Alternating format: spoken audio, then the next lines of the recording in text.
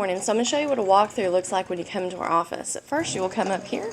You'll be greeted by Suzanne. At that point, you will sign in right here, just your name and date, and that's it. And then what you do is find a seat over in our lobby and sit down. There's plenty of magazines, books, and stuff if you choose to read so. Natural sunlight coming in, perfect for reading. Then when we call you back, you'll be greeted. You'll come back here. And you'll walk past Dr. Krenek's office and the adjustment rooms. And this is our physical therapy room. If you need it, this is where you'll be coming for that. This is our lumbar CPN. A lot of people love that table. And here is our cervical CPN. You will come across here into the exam room. At that point, you will come. You will take a seat right here.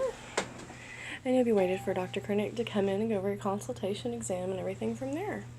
At that point, if you need x-rays, we will bring you here in our convenient location, which is right next door.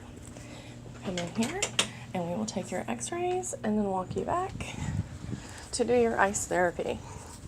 At that point, when you're finished, Dr. Krenek will come back and we'll set up your visit for going over your treatment plan.